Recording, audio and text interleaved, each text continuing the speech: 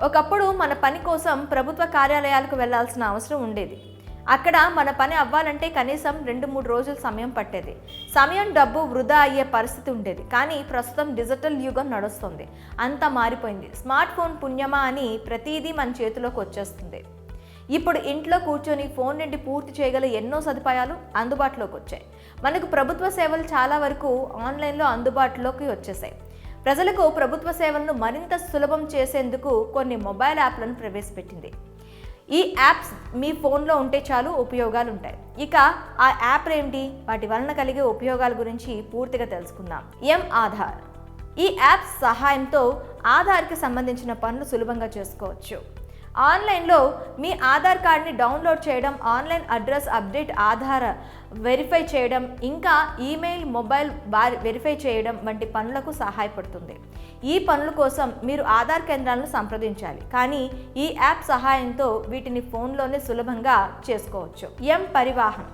మీరు car, bike లేదా మరేదైనా వాహనం వాడుతున్నట్లయితే ఈ యాప్ సహాయంతో మీ వాహనం గురించి సమాచారాన్ని తెలుసుకోవచ్చు.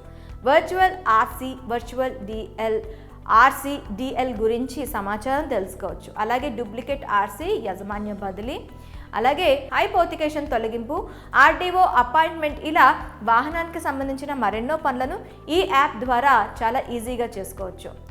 పాస్పోర్ట్. ఈ యాప్ ద్వారా పాస్పోర్ట్కు సంబంధించిన పనులు సులభంగా అవుతాయి. పాస్పోర్ట్ పనులను ఆన్లైన్లోనే చేసుకోవచ్చు. అంతేగాక ఈ యాప్ ద్వారా మీరు అపాయింట్మెంట్ కూడా బుకింగ్ చేసుకోవచ్చు.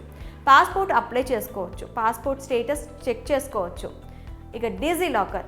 ఈ యాప్లో మీరు మీకు సంబంధించిన ముఖ్యమైన డాక్యుమెంట్లను సేఫ్గా ఉంచుకోవచ్చు.